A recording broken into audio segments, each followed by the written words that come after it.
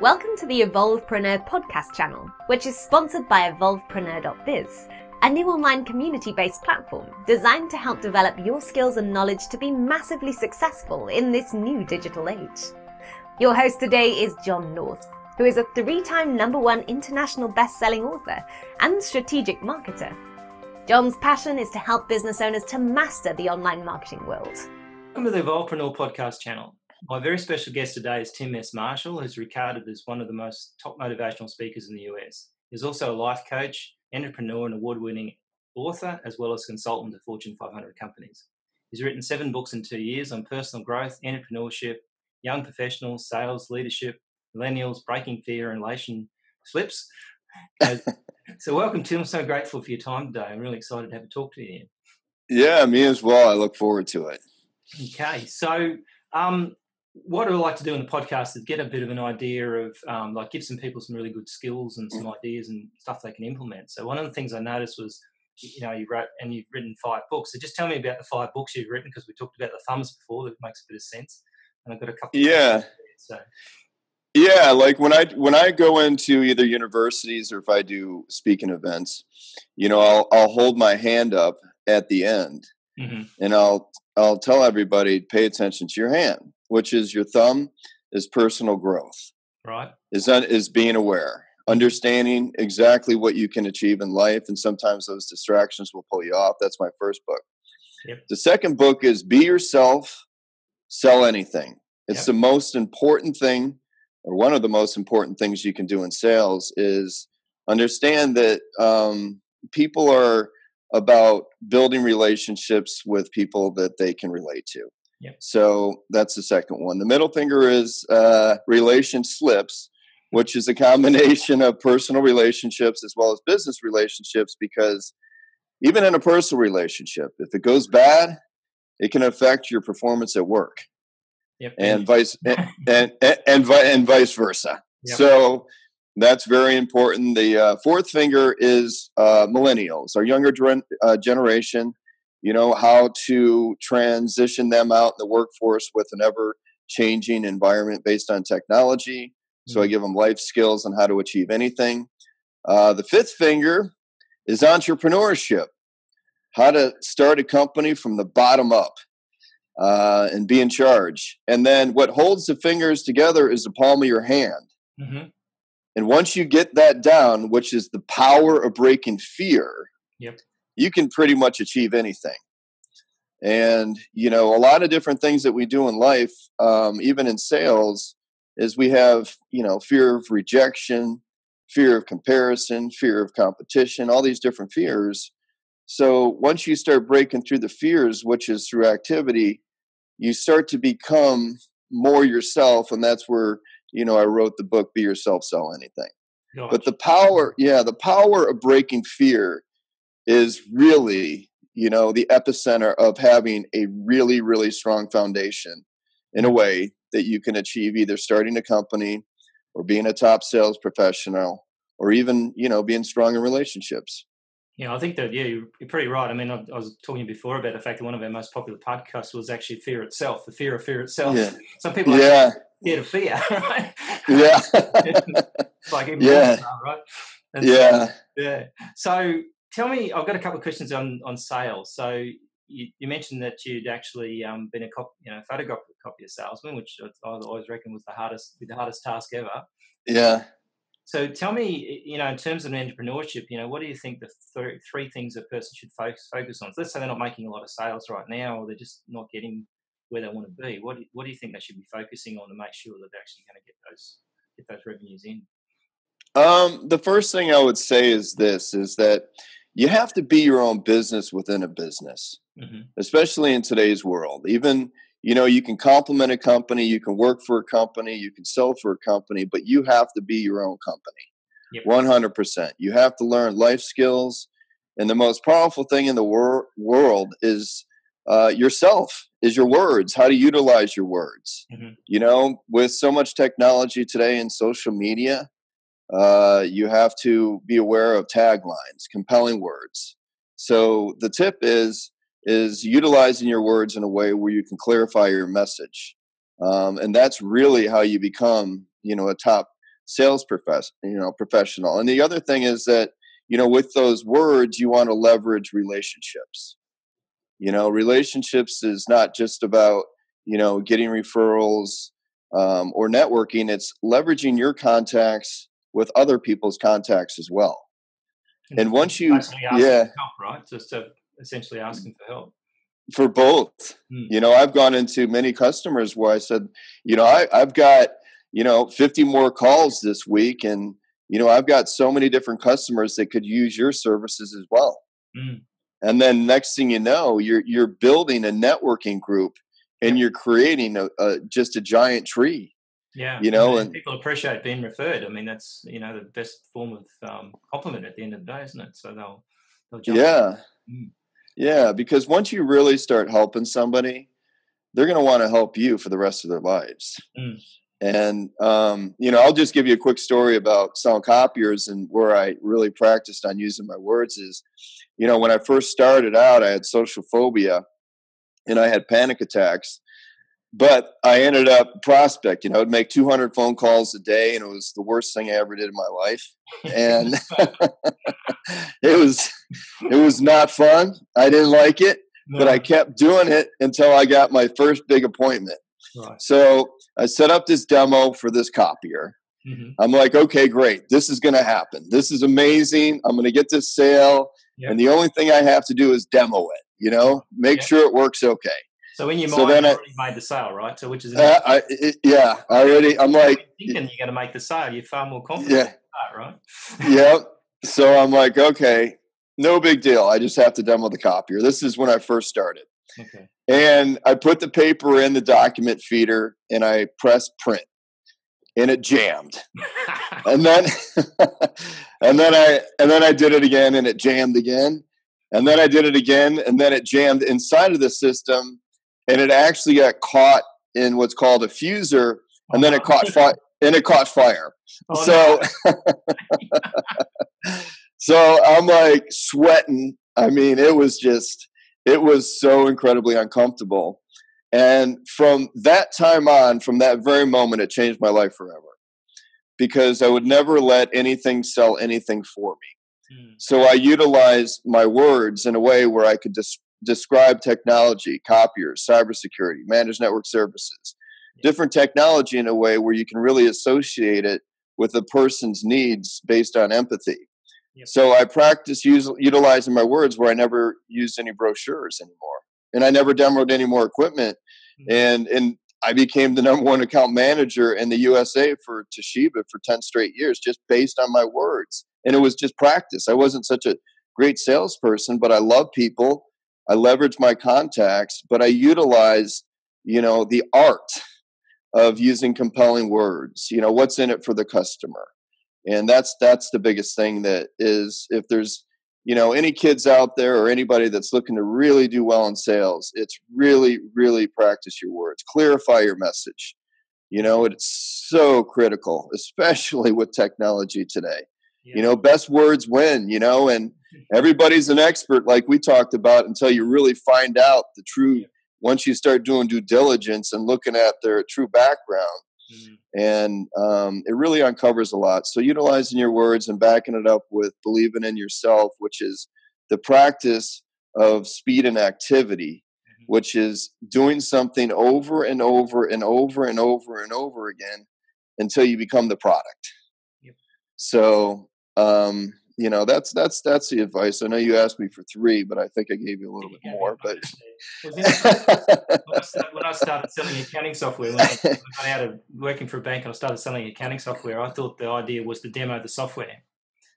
And so I used to demo the software. And when the guy I used to work with, he used to go for 3-hour demos.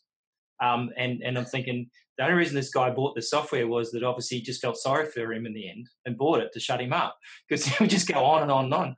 And when I realized that, I got to a point where I never actually did a software demo. I actually would do the demo in their head, and I'd talk about their business and essentially hurt them, because they say, well, without this software, what are you doing manually? Put some money tags on and walk out. And I had 90% success rate, never demoed the software. And we're the largest software in Australia. And it makes a lot of sense, because you learn eventually that if you start demoing the product, And again, you know, like software breaks, right? Yeah. It's like you don't Yeah. want to break and then you can't even. Yeah. I just stopped demoing Yeah. it. As soon as I Yeah. started doing it, I made mistakes completely. So you're right on Yeah. the money there. It's amazing how that works. Yeah, and I think if So, you can't, I saw a good saying, if you can't explain something to someone in simple language, then you don't know it well enough, right? yeah, it's very true.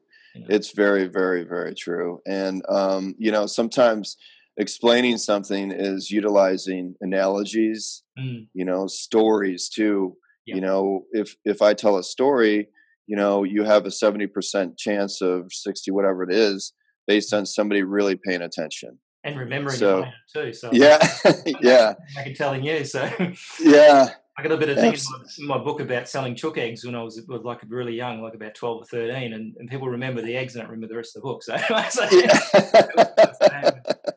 I know.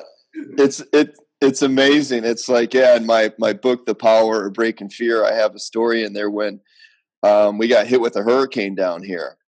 And it was a category 2.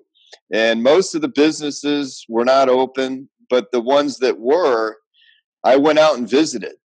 And they were on generators. There wasn't any power. The trees were down. But I had my biggest month ever based on the fact that nobody else was doing it. And because, yeah, and the receptionists, they weren't there. So I had a chance to meet with the owners of the company. And I just said, why don't we just clean up your technology now?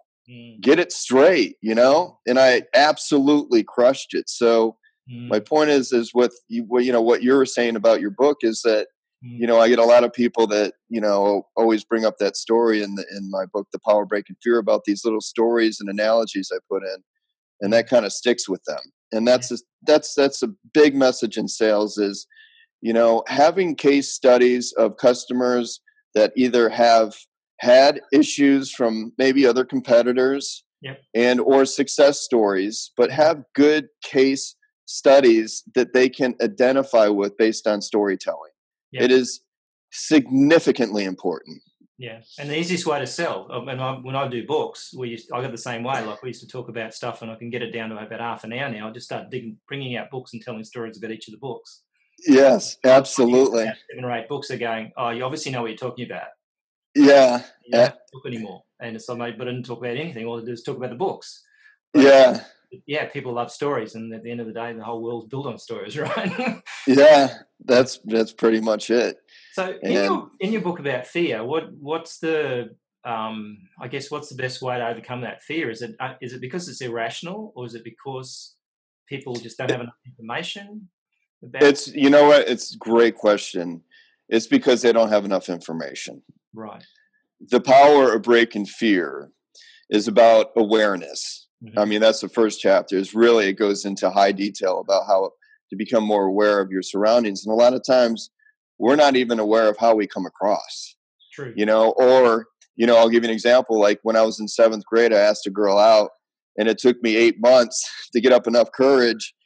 And I didn't know I had 10 people behind me when I asked her out, and she said no. And I didn't do it again for 10 more years. Oh, wow. So, but I gave it too much meaning, right? So if I would have asked more girls, you know, over those 10 years, guess what? That fear factor would have gone down.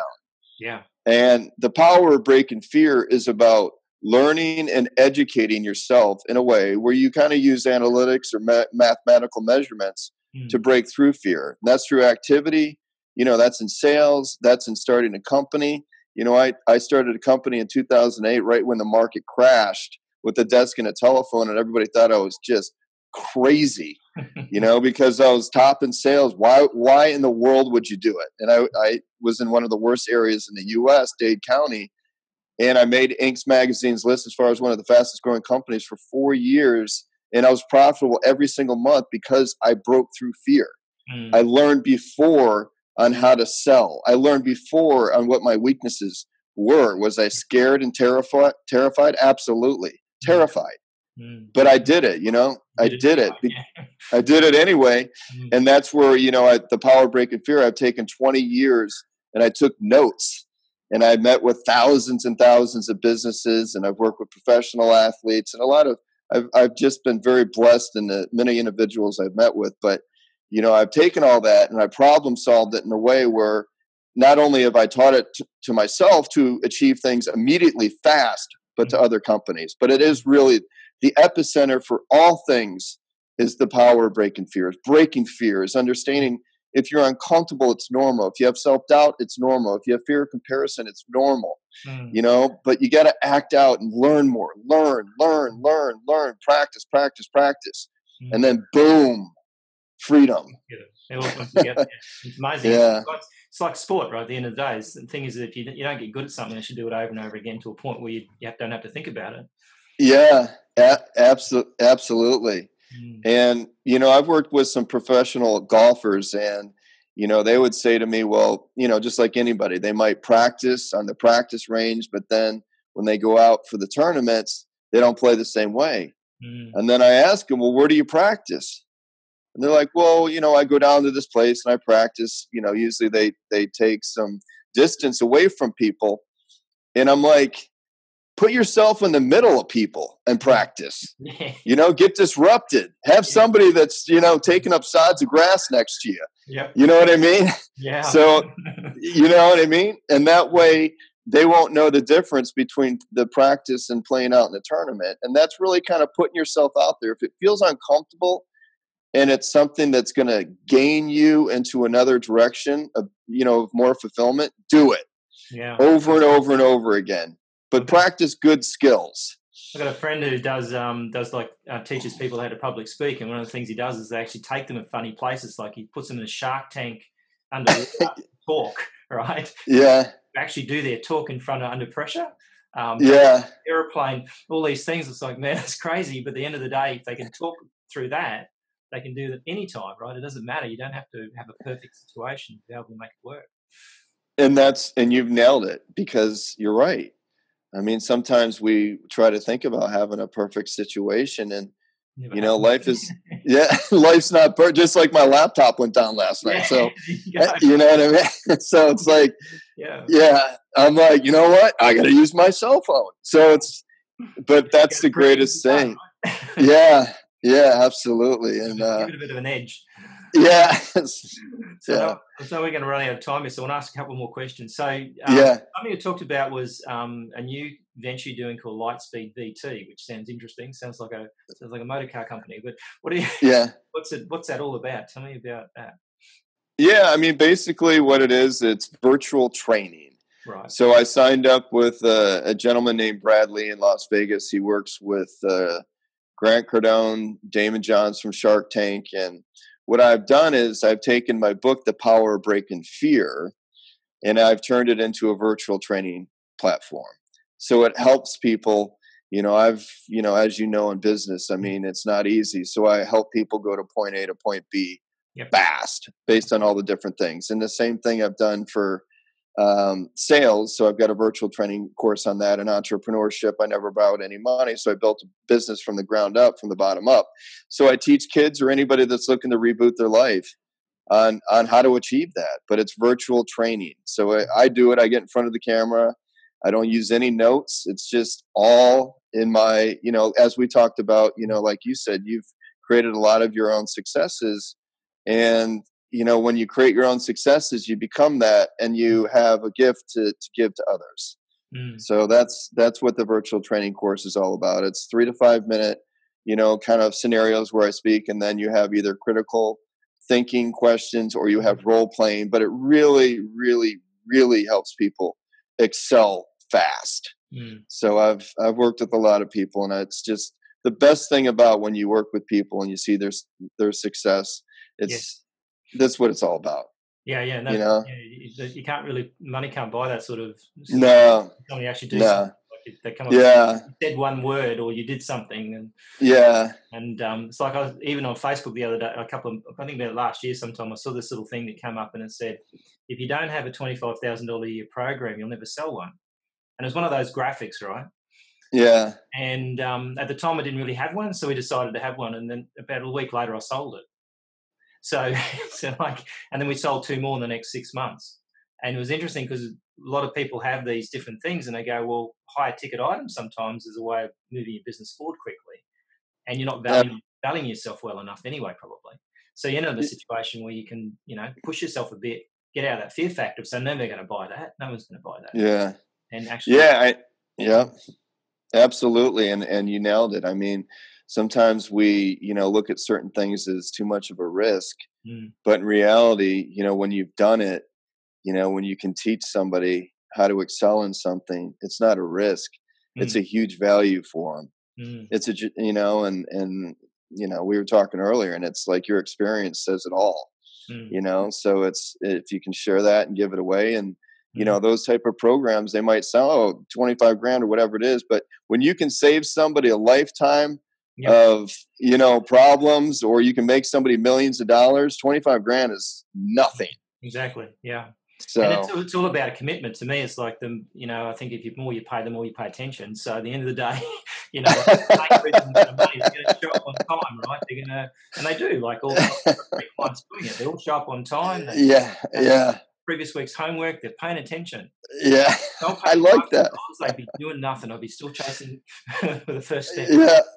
Yeah, I like that. The more you pay, the more you pay attention. Yeah. That's true. I did say that particular company with someone else, but it was all right. Yeah, I like that though. That's good. That's a good takeaway. And I think that's the thing, is if you're selling services and you want people, and you're having trouble people implementing it, I think charge more money.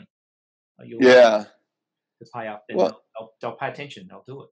Because it's money.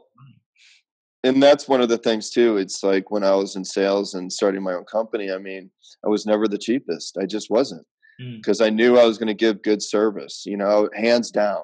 I have relationships with companies like Citrix and, a lot of big companies, small companies, medium-sized companies. But when you care about the customer more than anything else, there's an extreme value in that. Yeah. So it's like, I tell kids, don't cut yourself short. If you're in it to win it, and you love people and you're willing to give, there's a tremendous value with that. So makes it interesting. Yeah, I think at the end of the day, like when I do presentations, I wait to them to ask the price. Until they ask the price, I know they're not interested. So So if I get off the call, I've had calls, like we've done book clients, and I got off the call and never asked how much. And they said, oh, well, send me a quote. And it's like, well, there's no point, because you didn't ask the price. So you weren't actually prepared to pay. Yeah, and that's true. I didn't bother sending the quote. Yeah. It's like, I'm never going to talk to you again. I've lost your number. Yeah. Yeah, exactly. And the last question I had was about the Marshall Growth Institute, which I was told about, it is something you're setting up as well. So you're a busy guy, so you're doing lots of things, which is good to see. Like, ask someone who's a busy person to get stuff done usually. Yeah, it's 7 days out of the week, but the Marshall Growth Institute is really, it's my information and it's other people's information that I'll be putting under virtual training. Right. So if somebody's got experience and they're an expert and they really have built a lot of value, then yes, I'm gonna allow them to go on underneath that Growth Institute, and if they can help somebody learn and earn, then that's one of the diversifications that I offer inside of that institute. So the Power of Breaking Fear, I'll have some corporate attorneys in there underneath their programs, sales. I work with somebody that is an expert in body language communication. She's absolutely just amazing, and another sales professional as well, and he's got material, and so it's like you bring in the best that care the most, and you've got something that's really special. So that's what the Marshall Growth Institute is. Sounds interesting. So maybe we'll have to get back on and talk about it once it's up and running. Yeah, absolutely. Well, it's taped, and now it's just being edited, and it'll be released in the next couple of weeks. So nice, man. Yeah, editing's always the fun bit.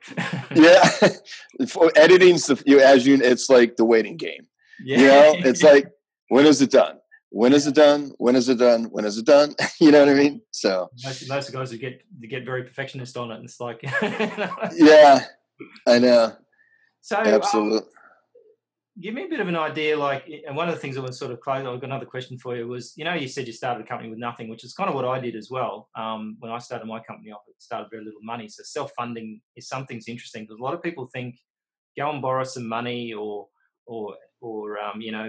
basically you've got to have money to start a business. And I don't really think that's a good idea, because if you've got money, you'll seriously burn it fast. Yeah. Waste it. You don't have any experience, right? So you're just basically spending it anyway. So you're actually better off not having any access to money, and you can't sell your services, then you're doomed anyway, isn't it? You're very wise. You're very wise. Yes, that's true. So I started a company. I took out a loan and I never used it. Nice. I literally just used my communication skills, and I leveraged one contact.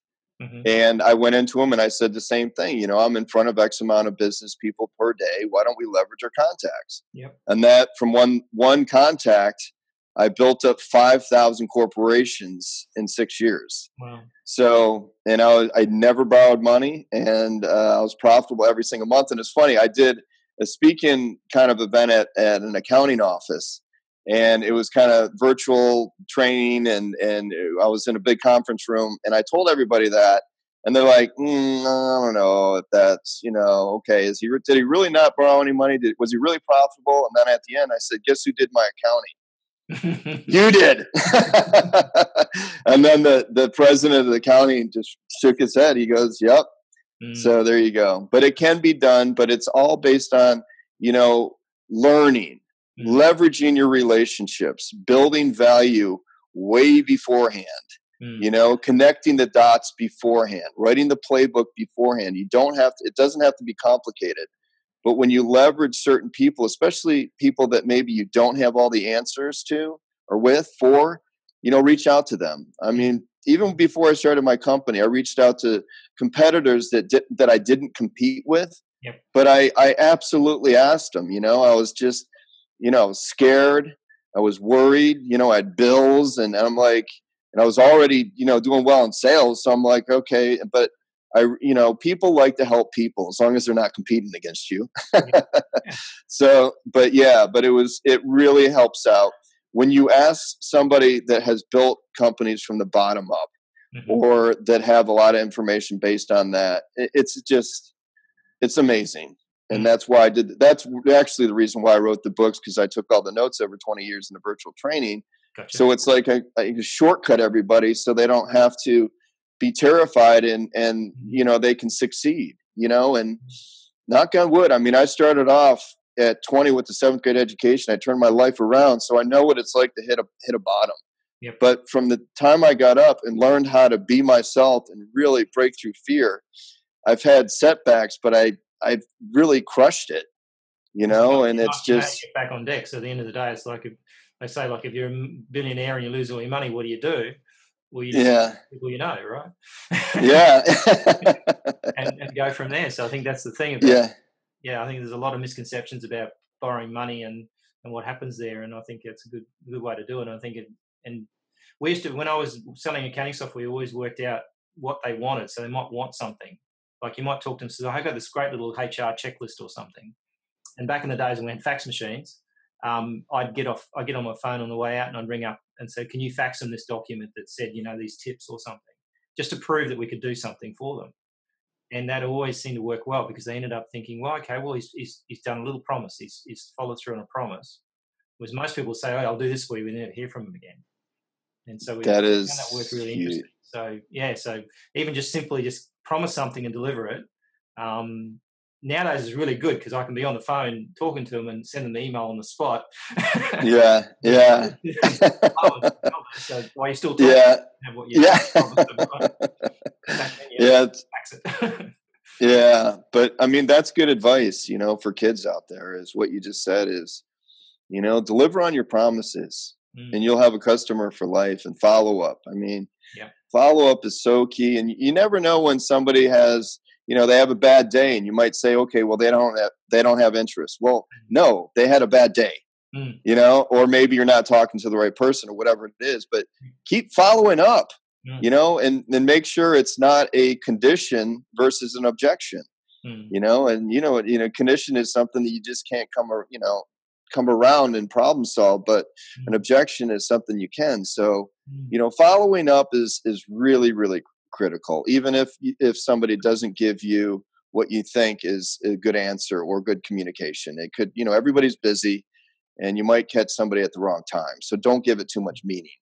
Yeah, So don't take offense to it. I think, people, as you said really early on there, like you attach something to something that happened to you, and it, you hang on to that, and the reality is yeah, coming back because it's not what you think it is anyway. And somebody else will look, yeah, what do you attach to that for? And it's like they've probably got the same thing in their own mind. But the reality is, you grab these things, particularly when you're younger. I think it's always I said something the other day where careful what the teachers tell you, because that stuff can stick for a long, long time. yeah, And they can do yeah, harm just at early days of saying something that, or you're not very good at. Like your example of saying you're not very good at something, you never be in sales or whatever. The reality is that didn't hold you back. You didn't accept that as them knowing anything. You just go and try. yeah. And I think that's part of the problem. Other people's opinions don't matter.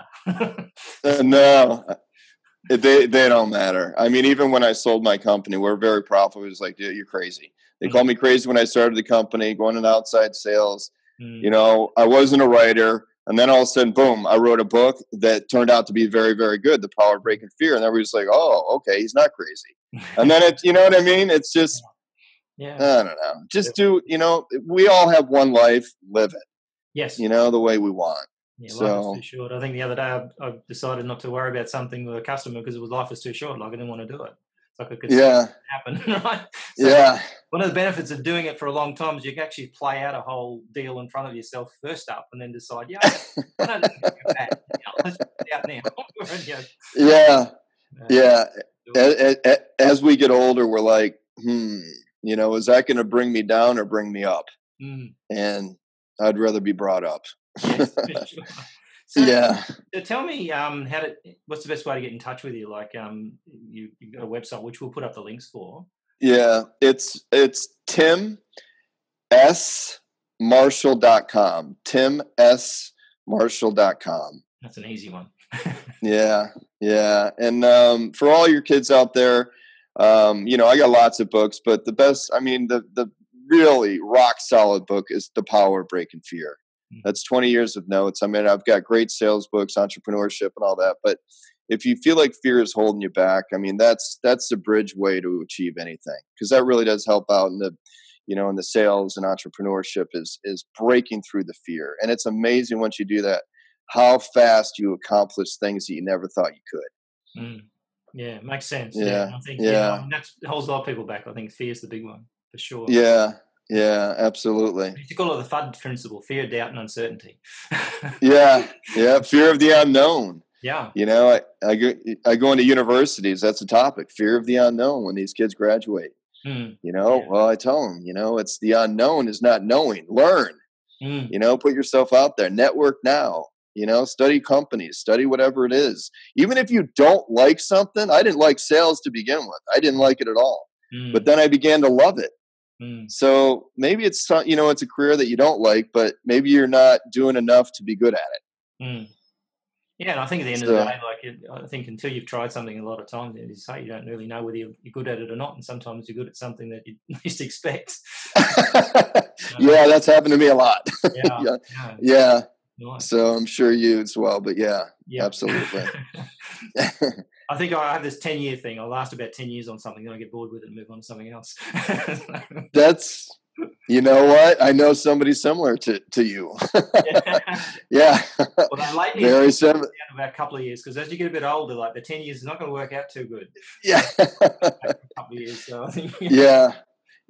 That's actually very similar. Reinvent yourself. Yes. I've got a friend who's actually going to start a whole course and stuff around the concept of reinvention. He actually reinvented himself from being I think he went from like a policeman to a stockbroker to a film producer, which is totally so many completely different things, right? And he said, that people don't understand that they can change and do something totally different. They don't have to do the same thing they've done all that. Although the millennials nowadays probably don't think that way at all. I think our generation, your father would say, you stay in that job for 40 years, watching where you go. But nowadays they don't kind of hang around that long, and probably a good thing, because I think, as you say, life is too short. Why do the same job if you don't like it? Yeah, no, it's true. Personally, it's like I've reinvented myself so many different times that I thought I never could ever. I never thought I'd be in front of thousands of people or, on TV or radio or, but it's just, anything is possible, as you said, is just, it's doing it, learning about it, making changes. Life is short, and if you want to make a change, just learn about it. Well, at the end of the day, what's the worst could happen, right? Yeah. No, right? You didn't die. Yeah. Well, that's the greatest thing. It's like, what's the worst that could happen? And that's, even the fear of rejection in sales. What's the worst that can happen? Keep practicing, building relationships, creating relationships with strangers everywhere you go. The more diversity you have and to communicate with anybody and everybody, the more success you're going to be. So, yeah, very interesting. Yeah. Well, thanks, Jim, so much for your time. I really appreciate it. Yeah.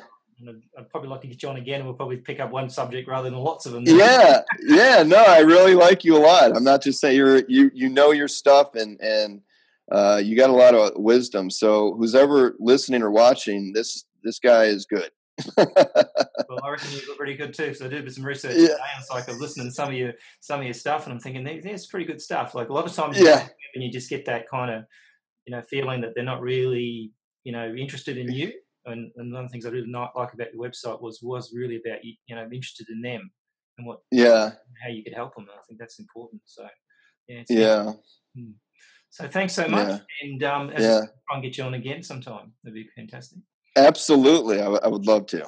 And for sure. We'll put up the links on the website, and obviously we're doing a video of this as well, so we'll actually link the two together. So if you're listening to the audio version of this, you can also get a video version of it. We're not doing anything exciting, but we're talking, right? So cool. Okay, thanks a lot. All right, take care. Yeah, I have. I can show you right now. I got one that's personal growth. Right. All right, that's the thumb of your hand. Think of it like the thumb of your hand.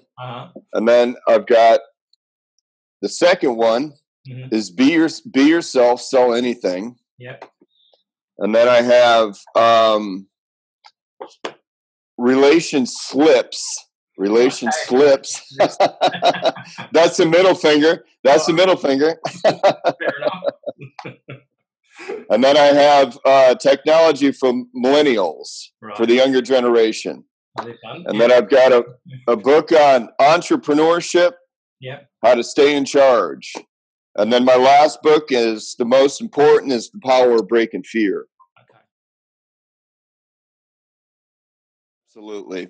Yeah, and my background is, just real quick, is I started at the age of 20 with a 7th grade education.